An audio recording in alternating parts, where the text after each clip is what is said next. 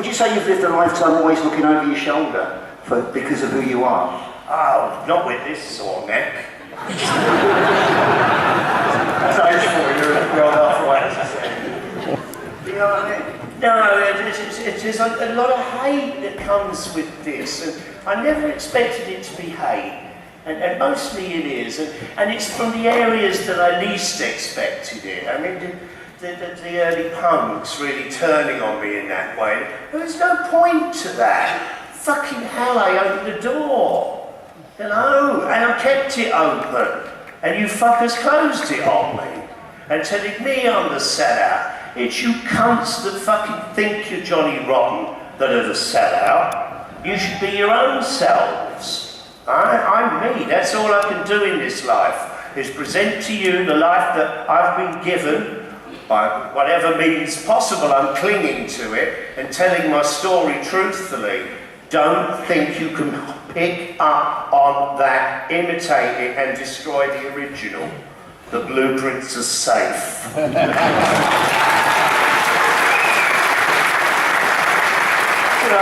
I've interviewed you about 5 to 6 times over the years, and every time you're kind of different. You're getting older, obviously, but are you... Bastard!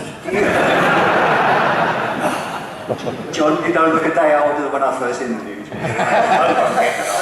Cruel. The older we get, it's like a fine wine, you mature with age. Is that the same with the way you think?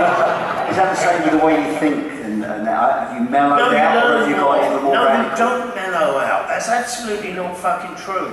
You should get harder and sterner because the more cruelty you see in the world, the more things you want to do to stop that. The more empathy you have with victims, the disenfranchised, you get harder, sterner, fiercer. And that is Mr. Rotten, aka Johnny Rotten, as they call me.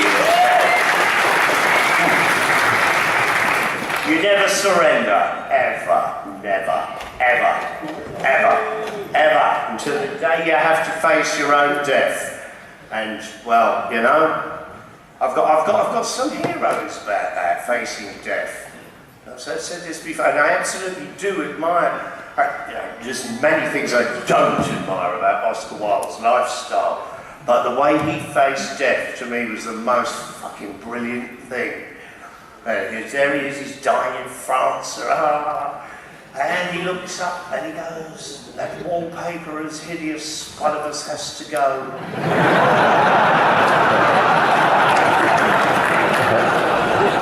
How can you not love trying to face that ultimate challenge with a joke?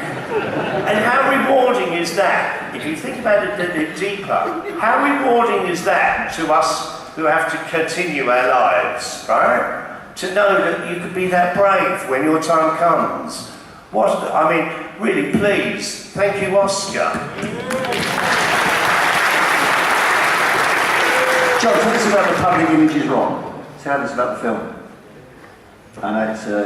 what film was that? How did it come about? I can't tell you about it. You have to see it for yourself. How many people have seen it here, by the way? Are there? Yeah? About 3. That's all. Well, why should they see it? Sell it. What? You make your own decisions in life. It's a fun piece of filming. It's done unlike most things. It's not contrived. It was a group of people that wanted to film us for any reason known to mankind when we first restarted Peel, and it just shape-shifted into other things, and it became a documentary then. And that's what it is now, and it's us really just basically trying to tell you the truth in the most blatant, honest way possible. Yeah. And it turns out to be highly hilarious because, as I always say, I think the best truth in life is done in humour.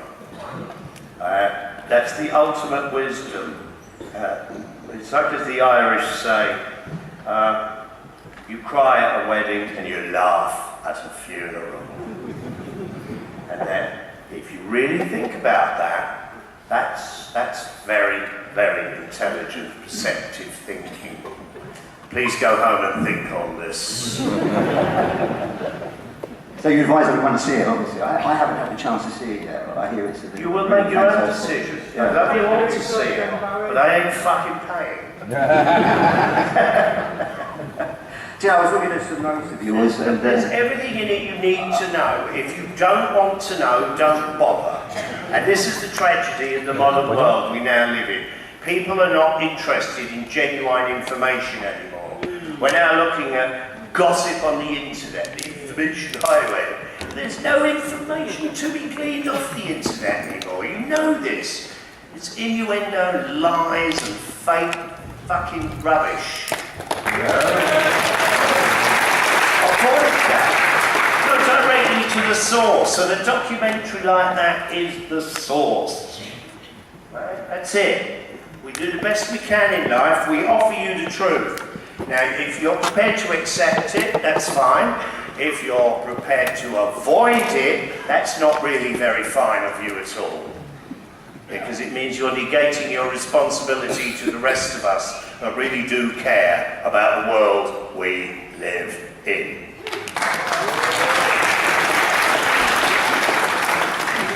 Pissed off when people start, I've seen things on the net from these films talking about Brexit and talking about... The only thing I watch on the internet is porn. I'm now finding that Sky has censored me.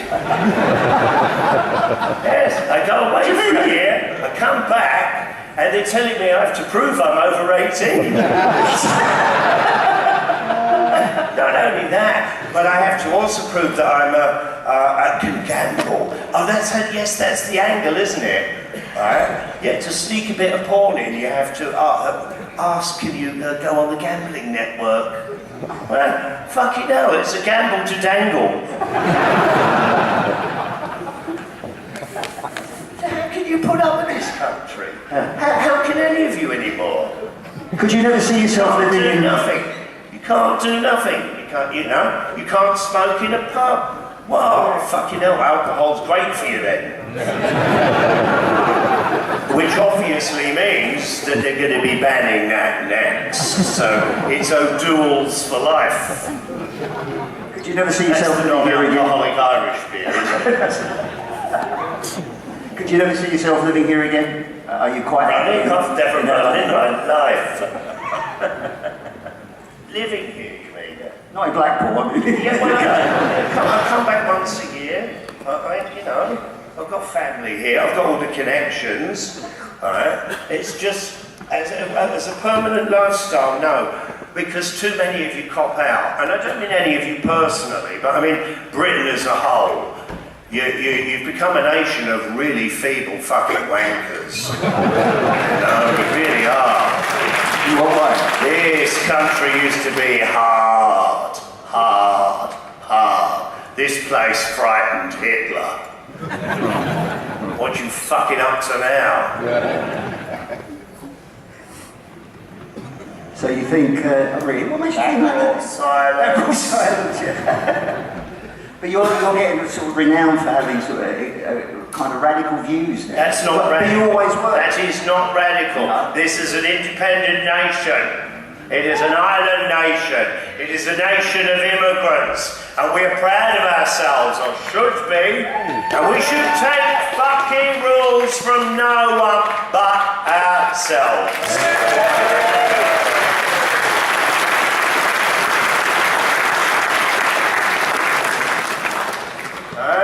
I don't need Belgium to tell me what size bus I need to sit on. So you still have great pride in this country, don't you? Great pride, yes.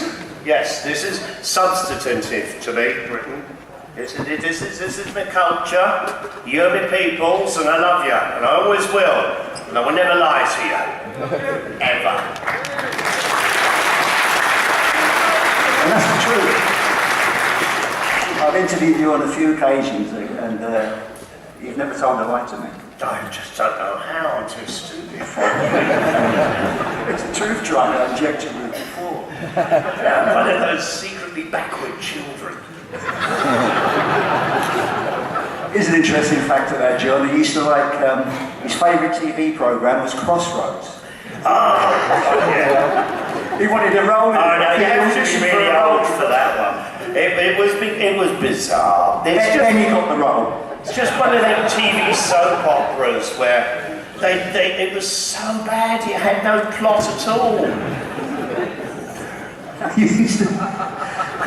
I remember interviewing you for Flexipop, my old magazine. We did a working week, and you said that Crossroads was your Sorry, I'm practicing jazz.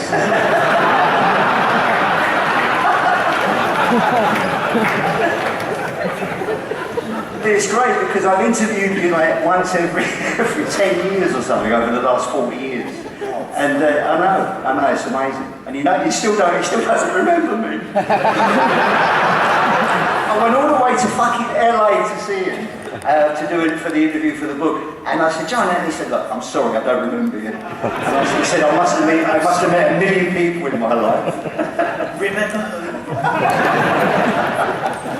That's just too much, isn't it? How many people do you think I need? I know. You said about a million. Making me sound like a Tory MP. Yes, I know you fool. Fucking hell. Well, you did, and then you know I've been ragged on. But we had well, then you remember that day? I'm the Johnny, and unfortunately I do have a very good memory. Except, and I'll be honest about this, on stage, I tend to forget the song in the middle of it. I can't help it. That's why I have the lyrics stamped. I get so carried away in the emotion of what it's all about that the words don't seem to matter at a certain point. And you know what? They fucking do, because the song's in there.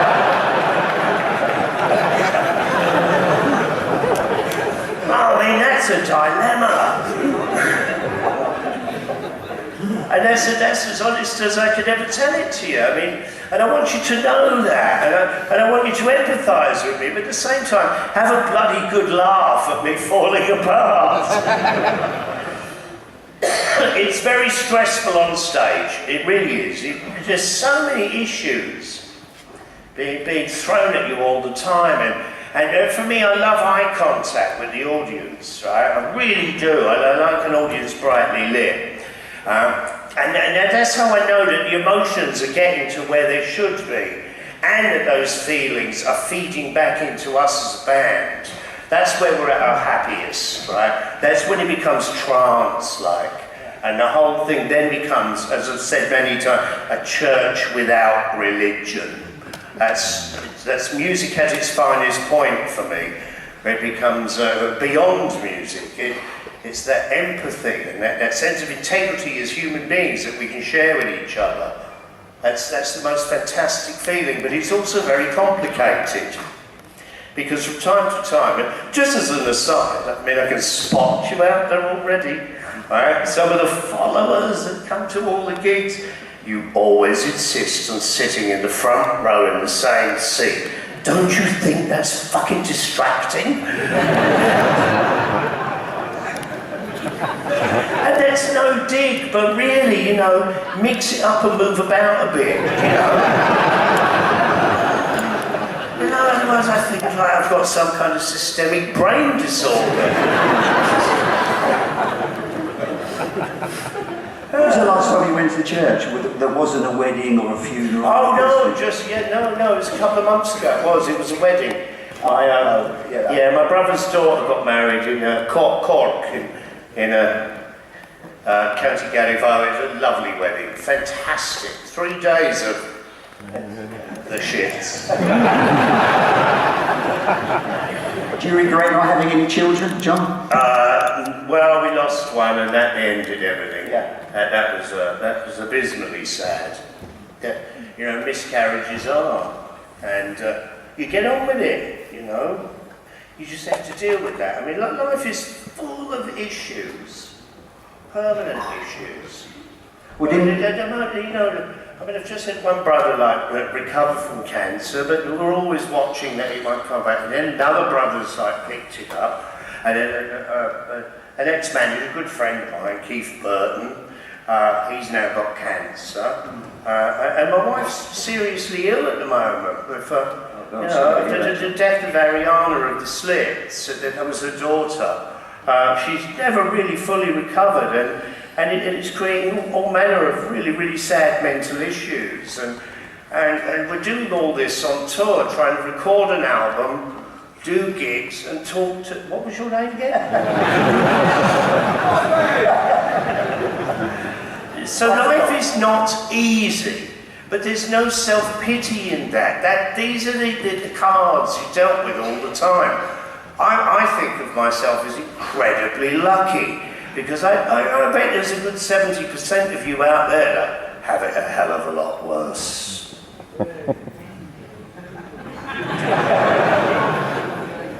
No. They're all rich fuckers here. This has been a most successful afternoon.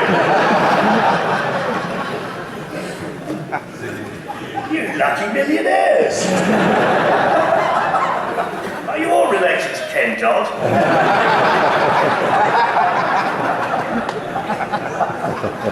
I used to put it down, Ken. I said there's a lot of little diddy men running around. So, I was looking at the thing, in 2002 you were named amongst the 100 greatest Brits.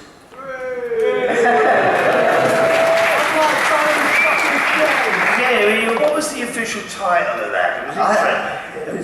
It was. Icons, legends of heroes. 100 greatest I'm Britons. just reminding him. It was the 100 greatest Britons. That's what it was called. Alright, who was I between? It was Churchill, Nelson, right? Yeah, and Ken Dodd. That's not bad bookends, is it? No, is it? But I think that's most people having a laugh, right? Why not? Because all these kind of polls, you should never take them serious, right? I mean, that's not anything I'm going to lay back on and go, no! Well, it must have done so. You must be proud of it somewhere. The 100 greatest Britons. That's incredible. Yeah, but there were some crazies in there too. No evidence of what mates about I don't like the idea of lists and saying one person is better than another. For what reason? Well, I mean, it's good enough that we all contribute, and I like it like that. I mean, you know this, I've rejected awards and rewards in this industry ad infinitum. Occasionally I'll pick one up, right? But there's usually a really spiteful reason. But generally, no, I don't like to see competition in music of all things. Music is the great upper lifter. It's outside of all the other artistic structures. And it gives us the opportunity to fully, completely express ourselves without a sense of having to compete.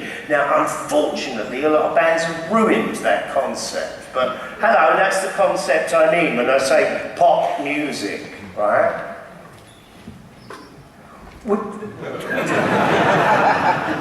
Fuck, they're all in a band.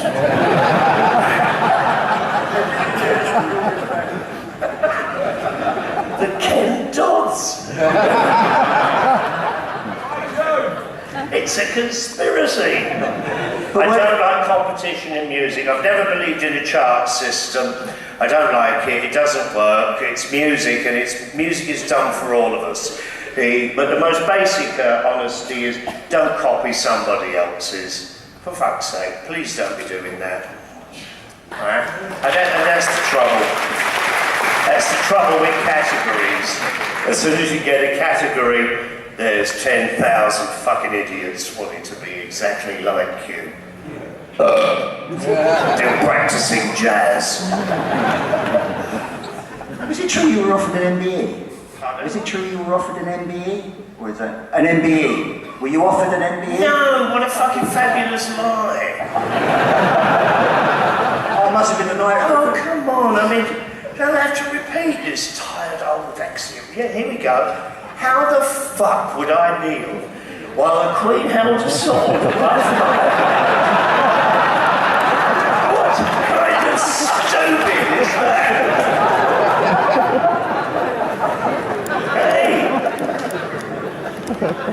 I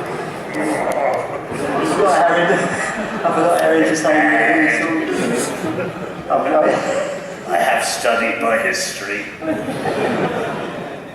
Have you kind of sacrificed any of your life looking for perfection? I mean, are you I haven't sacrificed nothing. I'm incredibly lucky. I landed really well, fairly consistently, and I think that's a lot to do with educating myself and being able to assess a situation immediately, rather than hang around and wait for others' opinions and be misled into wrong directions, right? Yeah. Keep it smart and keep your brain in the library. It's the best place for you, really, when you're young. It really is. For me, it was.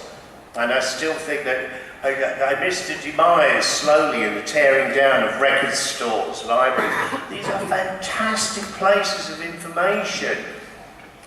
It ain't gonna happen on the internet, boys and girls. You know this already, don't you? See, I told them. Works best that way. So you don't. So you only surf the internet for I porn? hate it. I absolutely hate it. I really do. I hated it in the initial period too, because the porn was only in little JPEGs.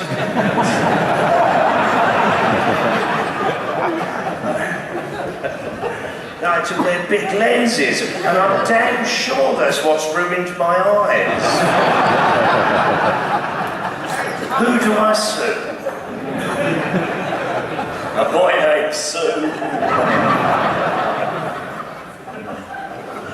Cash in. You're actually funny as you go older, John. I told you, when I do something, I study all the way. You were quite a serious chap at 20. Yes, there's not much about penetration I'm not aware of.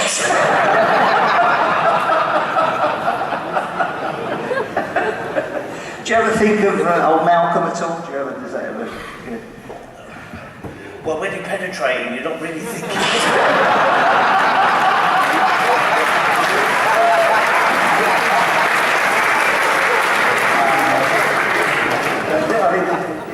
Does he ever cross your mind at all, thinking of it sometimes? You think of him fondly? Oh, fuck, I've got him. Wow, you're excited. Hang on to your clipboard, lad. Well, I can't hear you now. That's I know you both said that. I wrote rumbling. I ghostwrote his autobiography. I ghostwrote Malcolm's autobiography. You can't really. I ghostwrote Malcolm's autobiography. I think I told you that last time, which has never been published for all sorts of legal reasons. But I just wondered what, as the years have gone by, he's been dead, 8 years now? No, he's dead, he can ghostwrite his own.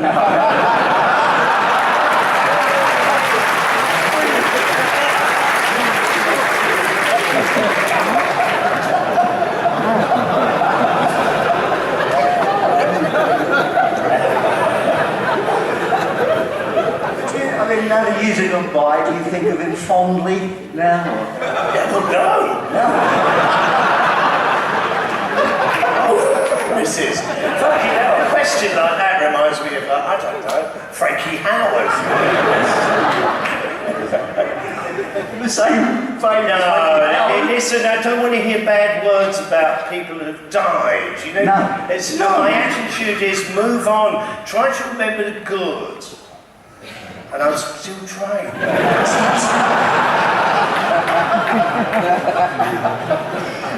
So we'll leave it there then, shall we? So, with you say you're doing a new album with Pill? I know you mentioned. Yeah, trying. Have you been recording while you've been on the road and stuff? I think I've read some of it. Yeah. How does that work then? How do you? With great difficulty. I think we've probably taken on more than we could chew this year. But that's kind of the way we are, and well, we need to do it, while there's still some cash in the kitty. Because it is all really, whether you like it or not, money. You cannot do fuck all in this world without it. But you can also destroy everything with too much of it. And so the kind of paupers line that we run, we play gigs, we earn enough to record, and we try to record, and then we go out and do some more gigs, hopefully the album sells, and it's a very healthy mental cycle. Jazz kid. It's very hard to maintain because there are fluctuations in audience attendance, and if it's certain seasons and you're out of sync with that, you don't have enough, right? And then that's very hard. We're never going to get into the borrowing money end of it, because that ain't going to happen. So Pill will survive as long as there's an audience out there interested in us.